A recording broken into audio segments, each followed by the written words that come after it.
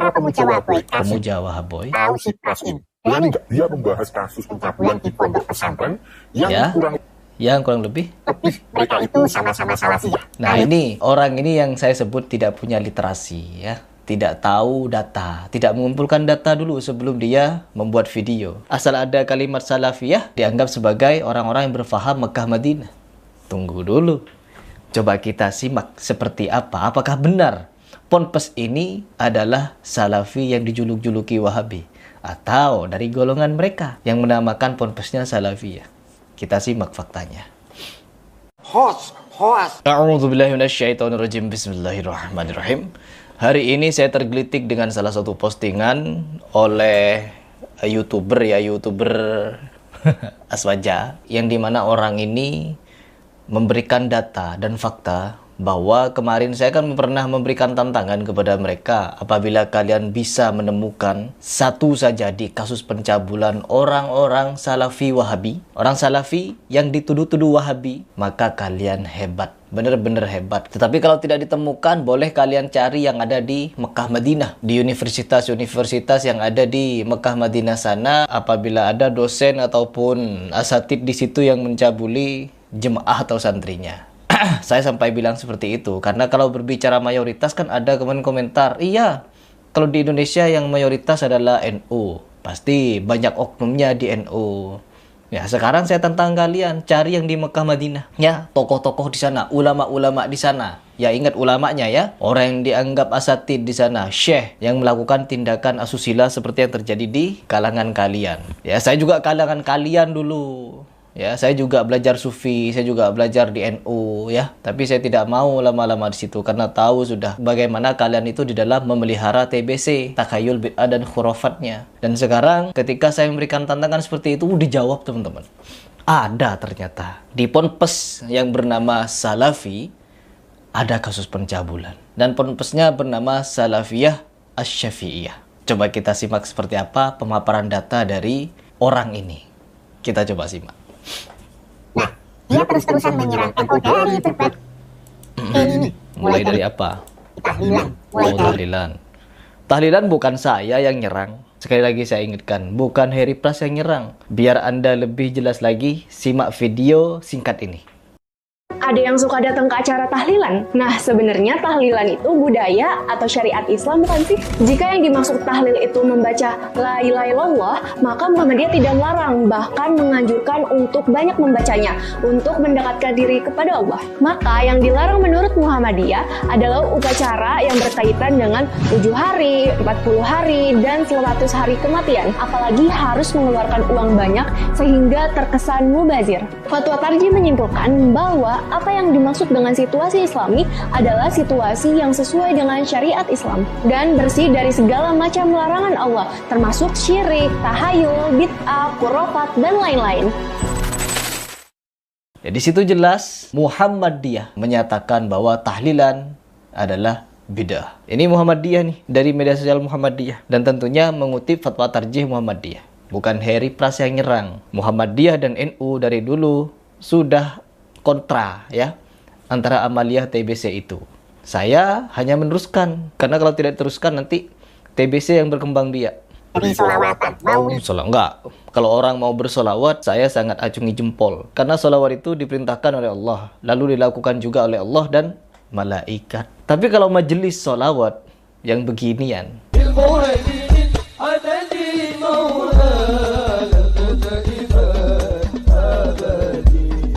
tidak sama sekali. Ya. Tidak ada alasan untuk mencampur adukkan antara yang hak dengan yang batil di dalam rangka untuk mengundang para garangan yang kalian anggap garangan-garangan, preman-preman, anak nakal, anak pang dan lain sebagainya. No, bukan seperti itu caranya. Ibarat kita mau mengajak penjudi, insyaf gitu, kita ikut judi dengan mereka. Ada pemabok, kita ikut mabok dengan mereka. Ada pezina, kita ikut zina dengan mereka. Nggak bisa. Ada pemusik, konser musik, joget, jingkrak-jingkrak, kita ikut jingkrak. Nggak bisa, teman-teman. Nabi Muhammad ketika menyampaikan Islam, lalu disampaikan saja. Tidak harus ikut dengan mereka. Begitu. Dan na'udzubillahnya, perkara-perkara seperti ini dibela, dan pembelanya, ya kualitasnya seperti ini rata-rata. Ya Allahul Musta'an. Dan sekarang kasus pencabulan. Iya kan memang banyak. Di antara kalian tuh kan kasus pencabulan banyak. Kasus-kasus pencabulan di ponpes-ponpes yang ini banyak. Bukan saya nyerang, tapi saya memperingatkan kepada umat ini agar berhati-hati di dalam memasukkan anak-anaknya ke pondok pesantren yang seperti ini. Karena apa? Di situ kebanyakan juga diajari joget-jogetan.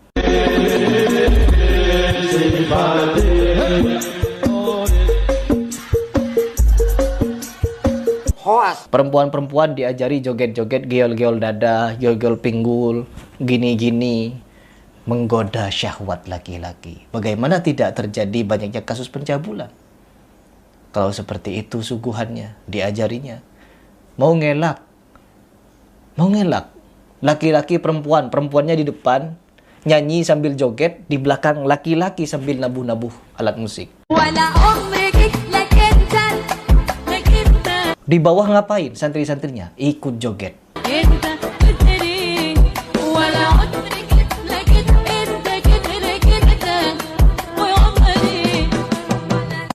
Mau ditutupi lagi? Gak bisa. Dan ini terjadi di kalangan NU. Meskipun tidak semua ponpes di NU seperti itu, tapi yang seperti itu terjadi di kalangan NU. Biar kalian mikir. Lanjut dulu bentar. Apa dia itu buta? Kalau Buta. di kalangannya dia sendiri juga ada kasus seperti itu. Di kalangan dia sendiri ada kasus seperti itu. Dia bermaksud adalah kalangan Salafi Wahabi, teman-teman. Di kalangan Salafi Wahabi ada yang seperti di oknum-oknum, pengasuh, gus-gus, kiai-kiai, habib, mencabuli puluhan, 3, bahkan mensodomi. Itu apa? Dan kata orang ini, di kalangan saya, yang dia maksud adalah Salafi Wahabi yang berfaham penduduk Mekah Madinah, ada juga seperti itu. Coba kita simak. Kira-kira apa fakta yang dia mau sampaikan? Harry Plus ini buta atau pura-pura Oh, Harry Plus buta atau pura-pura buta? buta? Saya kasih bocoran sedikit. Bocoran sedikit. Ini ada kasus pencabulan Kasus pencabulan pondok pesantren Salafiyah. Salafiyah, dipertegas ya teman-teman, garis bawahi. Ini kasus pencabulan di Salafiyah. Ternyata ada di ponpes yang berbasis Salafiyah. Ya, kita lihat namanya ini. Sekolah Dasar Islam Terpadu SDIT Salafiyah Syafi'iyah. Yayasan Salafiyah Syafi'iyah. Ya sudah ya, apa kata dia? Apakah Harry pernah membahas hal ini? Enggak, sekarang saya akan bahas. Melalui Anda, saya akan bahas video ini. Ya, saya jarang ya bahas YouTuber ya. Tapi karena video orang ini sangat-sangat menggelitik, jadi saya coba untuk memberikan tanggapan. Saya reaction Anda. Tapi saya sarankan kepada netizen saya, kalian nggak perlu tonton channel dia. Kalian tidak perlu tonton video dia. Karena isinya ya hanya gedabrusan. Tidak jauh berbeda dengan oknum-oknum kiai, oknum habib, oknum gus yang hobi gedabrusan juga. Ya Allah. Pimpinan ponpes ditahan terkait laporan pencabulan dan persetubuhan. Sorong, Papua Barat Daya. Ya. Ponpes Salafiyah Syafi'iyah, Sorong, Papua Barat Daya. Apa kata dia? Coba kita simak. Para pemuja Wahaboy Pemuja Wahaboy. tahu si Pras ini. Gak perlu, udah tahu saya. Dia membahas kasus pencabulan di pondok pesantren yang Ya. kurang lebih. mereka itu sama-sama Salafiyah. Nah, ini orang ini yang saya sebut tidak punya literasi ya. Tidak tahu data, tidak mengumpulkan data dulu sebelum dia membuat video. Asal ada kalimat Salafiyah dianggap sebagai orang-orang yang berfaham Mekah Madinah. Tunggu dulu. Coba kita simak seperti apa. Apakah benar ponpes ini adalah Salafi yang dijuluk-juluki Wahabi? Atau dari golongan mereka yang menamakan ponpesnya Salafiyah? Kita simak faktanya. Di sini kita punya data teman-teman. Kita langsung ke Google Map karena yayasan ini juga sudah lama, jadi sudah terdaftar tentunya ya dari Kemendikbud atau Kementerian Agama atau MUI atau apalah itu. Di sini saya sudah searching di map yaitu Ponpes Salafiyah Syafi'iyah, Sorong, Papua Barat Daya. Seperti yang dia paparkan tadi. Ya jelas ya. Ponpes Salafiyah Syafi'iyah. Kita lihat di sini lokasinya Magbusun Mayamuk Kabupaten Sorong, Papua Barat Daya. Sama. Terus kita lihat seperti apa profil dari ponpes ini. Apakah benar Salafi Wahabi? Kita simak foto-fotonya. Oke, ini ada upacara ya. Ada upacara bendera.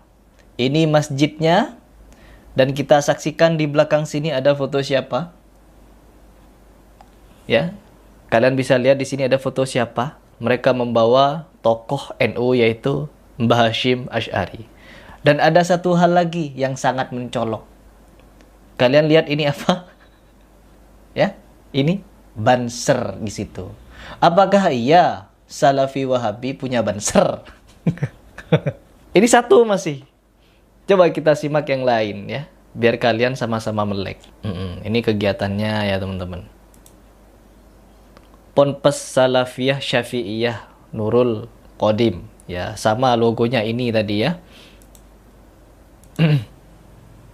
Tuh, banser. Ini Salafi Wahabi nih, ada bansernya. Lihat lagi yang lain. Ini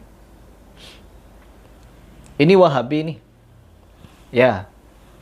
Akhi, yang begitu pedenya meminta saya untuk membahas ini. Enggak, saya tidak menutupi kasus ini.